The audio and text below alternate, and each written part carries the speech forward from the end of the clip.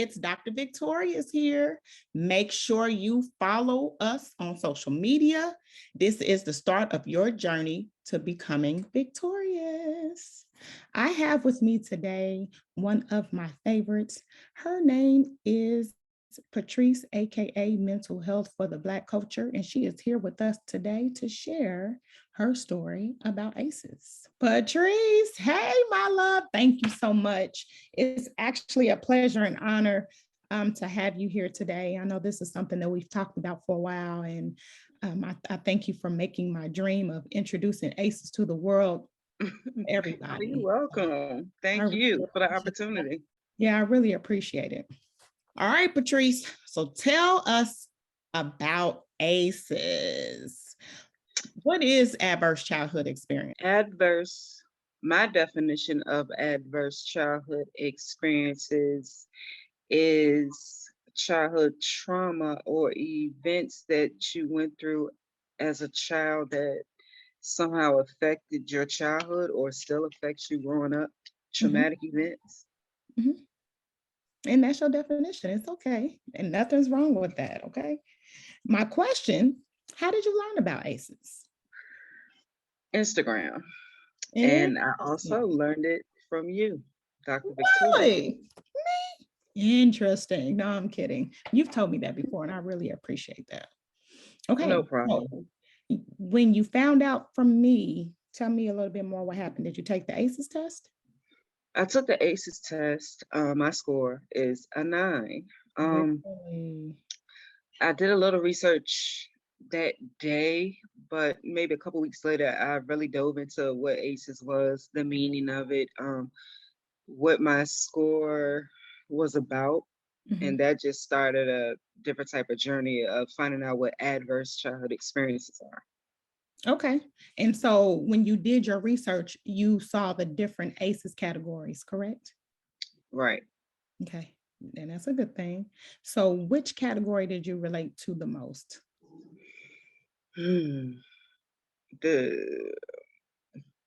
For myself, like abandonment, childhood trauma, neglect, sexual abuse, many of them. A lot. Because again, out of a score of 10, you had 9 out of 10. How did that make you feel when you found that you had a 9 out of 10? At first, it kind of made me like, wow, 9 out of 10. 10 is the highest, and I got 9. But then I had to come back down from it because I didn't fully understand it. So I didn't want to get too far ahead of myself because of what the number said. But I do understand it's significant to my life. So what have you done to address it? Now that you know what ACEs is, what have you done to address it? Oh, wow. Well, the first thing I did first, when I learned about ACEs, I learned during quarantine. When everything was closed, I was locked down in my room with 4 walls. So finding out about ACEs kind of opened a few doors because it made me question certain aspects of my life. So in that time, all I did was a lot of thinking. Okay. And wondering and asking myself questions. And so it gave me, it helped me heal, actually. ACEs kind of opened the door to a lot of questions I had throughout life. And it's hard to explain. I don't know. It's different for everybody, but for me, quarantine and learning about ACEs, that being in that, people really don't understand when they say you need peace and quiet. That quarantine was my peace and quiet because I was closed off from everything, everybody. There was nobody but me, and I had to deal with me. Agree. So it helped me start the healing process. I had to kind of make it up in my mind, okay, what are we gonna do? Where we gonna go from here? Now you know what you're gonna do. So I started setting boundaries. And that's when I stopped all contact with my mom. As hard it was, deep down inside, it hurt me to my heart still today, but it made me realize that in order for me to move forward, I'm gonna have to let go of some people who are holding me back because the pain that they put on me, my heart couldn't bear it no more. It was making me physically sick. So through the healing, I just started kind of trying to forgive myself and forgive myself for things I did to other people and forgive other people for what I thought they did to me. It just started a whole healing process. And once I started getting a lot of that stuff off my chest, I just felt lighter. Good, good. So that's what it is for me. I'm extremely proud of you because healing is a whole Thank you. different ball game. Now, you mentioned your mom, and I know that Mhm. may be a sensitive subject for you. That abuse and neglect are two different categories. So you have category 1 and you have category 2. So do you feel comfortable talking about the neglect or the abuse category? Because I know you mentioned your mom, and I know there have been some things that has happened, and you set some boundaries. Were you aware of those things that when she was doing those things when you were younger? Were you aware of that? Did you think it Oh was no. No, because the way our situation happened, my dad was in the military, so he was gone a lot. We were left with my mom. I didn't know then that, she had mental health issues. So uh, something happened. I think the kitchen caught on fire and Mm. the fire department came.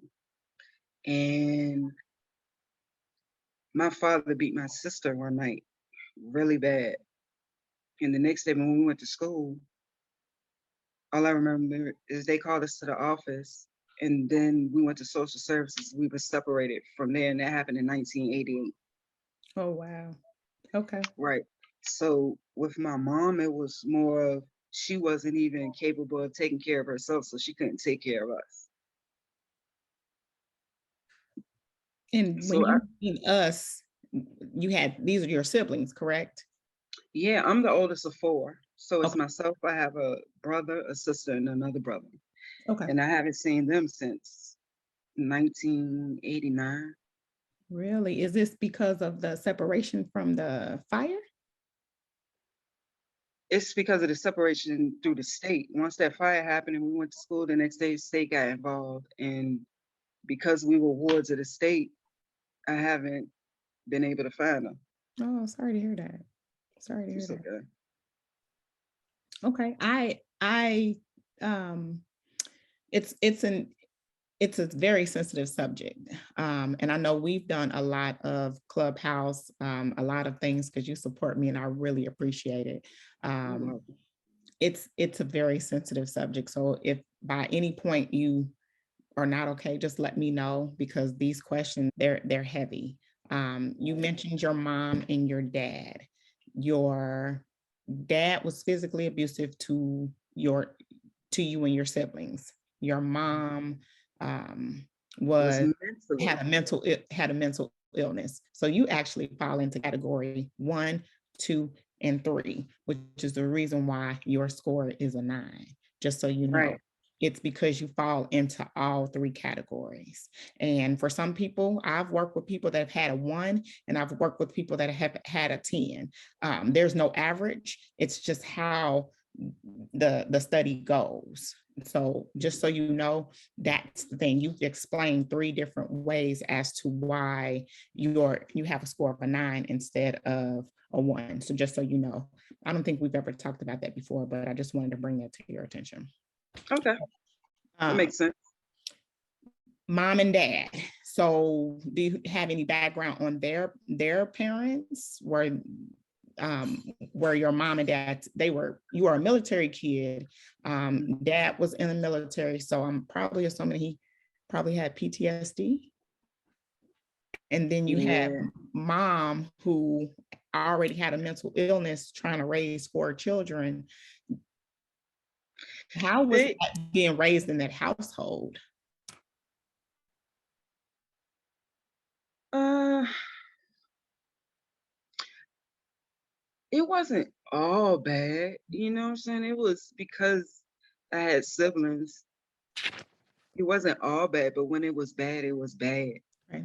And I remember this one time, my uncle and his wife and my favorite cousin came over, and my uncle wife said, I can't remember what she said to me, but it just hurt my feelings so bad that I went upstairs and cried.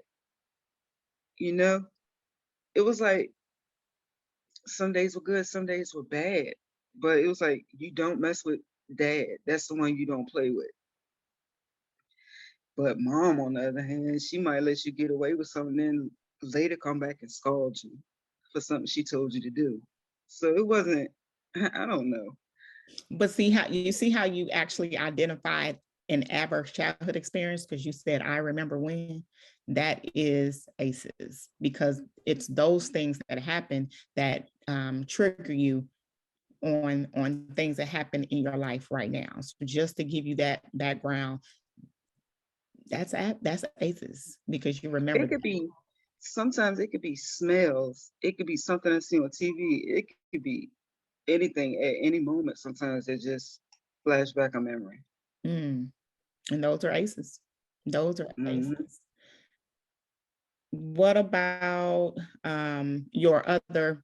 Well, we've already discussed your other family members, and you haven't had any connection to them. You are a mother now, right? Hmm. How many children do you have? How many I children? have 4 girls and 1 boy, and I have 2 granddaughters. Really? Congratulations, Hmm. mother. Thank Tell me, you. tell me more about your children. Um, well, my oldest is my son. Because I was in foster care when I was younger, I had him when I was 17. Okay. He was taken by the state. Mm, So I lost contact with him and I haven't seen him. And then I also have 4 daughters. okay. So Now your a bunch of daughters five. are with you. My 2 oldest are grown, so they're off on their own. My 16-year-old, she's with her grandparents, and my 11-year-old is here with me. Okay. Okay. Now, single parent household Growing up, or for my children, for your children. single family household. And mainly because it all kind of falls back to that ACEs. Um, because I didn't have that love and affection when I was growing up, I made a lot of bad decisions. I don't regret my children. No, I don't. I just regret in the manner in which things happen. So for the most part, single parent household, it was hard. It was hard trying to be a parent when I didn't have parents, if you understand what I'm saying. Mhm, Yeah. mhm. Did that make you want to become a better parent? It did, but I didn't know how. You know, it was like, yeah, I did, but at the same token, I didn't have a childhood. So it was like me making those bad decisions to have children when I did, when I hadn't even lived any of my life, that reflected on them and it reflected on bad decisions as a mother. If you could go back and change anything about your childhood, what would you change and why? Mm, I never thought about that. I would change my household, the way my household was.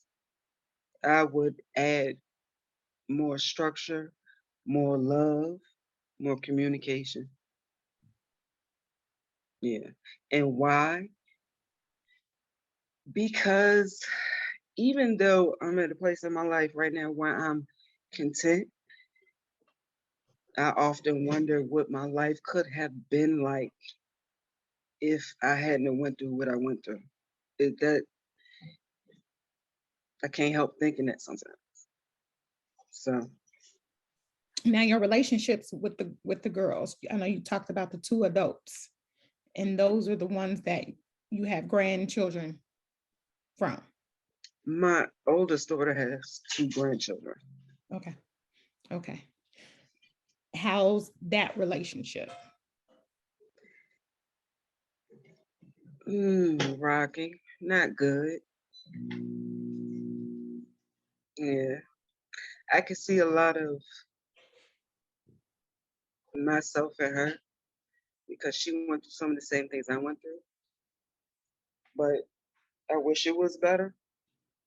I think we both just need time and space because she doesn't understand that I couldn't be a mother because I didn't have a mother. So she doesn't understand that my mistakes were because of lack of not knowing, not because I was just trying to be a bad parent. You know what I'm saying? Mm-hmm. But hopefully one day we'll get it together. That's fine. And with my Well, second oldest, yeah. she's 21. We had a little bouts here and there when she was a teenager, but we're good. Me and the rest of my kids, we're good. Mhm. Good. It's Good. just me and my oldest, you know. She's so much like me. Trial and And error. yeah. I get it. I get it. You said you have an 11-year-old? Mm-hmm. Okay. Yeah, you got a baby. Okay. Have you introduced her to ACEs? No, but at the same time, I'm getting her into therapy and counseling now because I see stuff. So I'm working with the school to get a hands-on approach through the school and build a little team to kind of get her together now. Very good. Yeah, Trial and error again. exactly. So Mm. it's like a learning curve. I'm still learning as I'm going. And that's okay because you're also healing too. Yeah. So tell me some of the things that you do to help you heal. Oh, cooking. I love to cook. My dad was a cook at Quantico, and he used to take us when we were younger. That's that opened the door for cooking. Music, reading. I work on my nonprofit. I like to watch movies. Love going out to eat, trying different restaurants. Yeah, I do a lot of stuff. I have plants.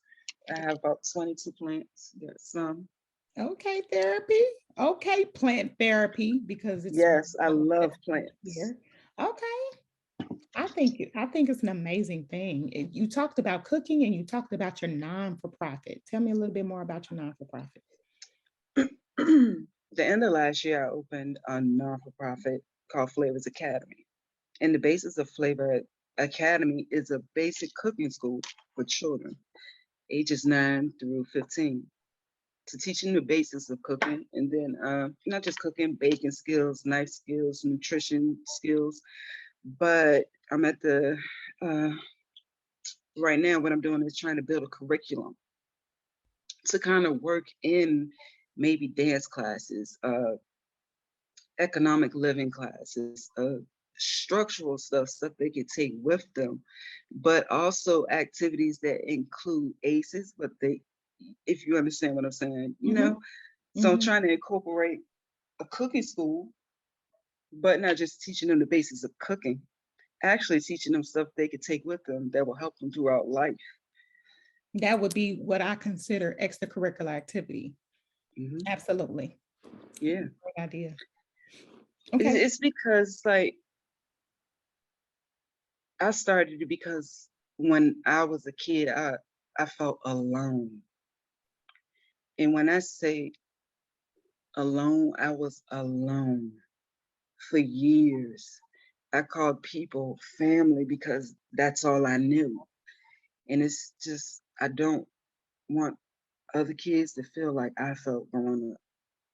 So that's the basis of it. And then it's kind of that little girl in me that didn't get to be that little girl.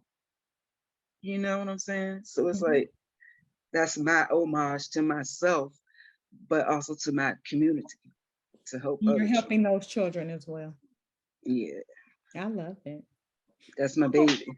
I know it. I could tell. And you take ownership and accountability for it. And I love it so much. How important is the conversation of ACEs and how can we promote awareness? Hmm. The importance. Oh wow. It's important on so many levels. I mean, because if you look at the beginning of this pandemic to where we are now, this whole universe, everybody is going to suffer with ACEs in one form or another. If it's not the news, if it's not, I mean, it's important on so many levels, but getting it out there is the hardest part, I guess, doing what we're doing and sharing and build a community around it and just keep spreading the word because I mean, I guess if I would have knew about ACEs 10, 15 years ago, I could have did a lot. Could have did a lot of things differently. But because I didn't know, but here I am. So I guess it's just getting the word out there. How do we do that? We're going to do the best we can. We starting with you because you're going to help us get this word out there. I love it. Yeah. If you could add anything, because as you know, the ACEs questionnaire, it's pretty outdated. They have added some things, but it's like 10 questions. It's only 10 questions. If you could add Right. anything to the different ACEs category, what would you add?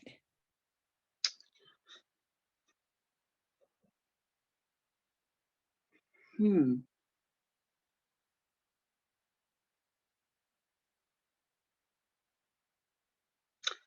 Honestly, that's a hard question. That's fine. It What is. would I add? I don't know. I can, if I can go back to you, I will share that what is not in there, what I put you or added you to category 3, I knew about category 1 and category 2 for you, but as we discussed, I added category 3 because you talked about your mom having a mental illness. And then household dysfunction is category 3. So you fall into 3 categories. In that Right. category, it doesn't have anything about being in foster care. It's not on ACEs, but it should be.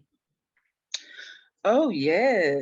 Mhm, That's a good one because that just made it worse. mhm, It went from sugar to, excuse my French, shit because like the foster home was 10 times worse. God, yeah. mhm. You hit that one on the head. That's a good one. Yeah, and you know, again, this is your story. I don't want to share your story, but listening to you and you actually sharing your story, I know for a fact that's not in the household dysfunction category. It's not. We place how we place it based off of the 1998 study. If the Mm, Lord allows, if it is allowed, I will do whatever I can to revise and add and do what I need to do because it's a lot of stuff that needs to be added, like cyberbullying. yeah. You know what I mean? So it's a lot that needs to be added. Foster care, that type of thing, it actually needs to be added. So we can go around that. Is there anything that you would like to share? If I can share anything, I guess what I would share is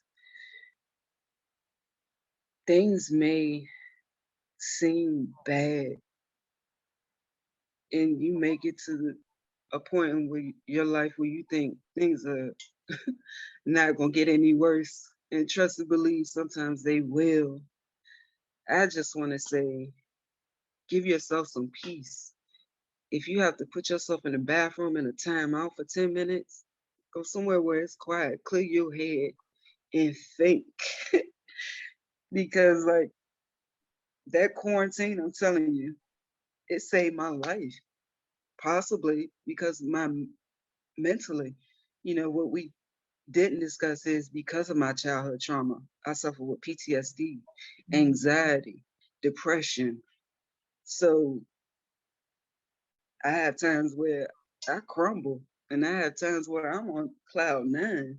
So my best suggestion to anybody, whether you have, a mental illness or not, when it comes to ACEs and traumatic experiences, sometimes you have to step back and take a look at things from another perspective, get your mind right, and go at it again. Just take a time out. It works. Self-care 100.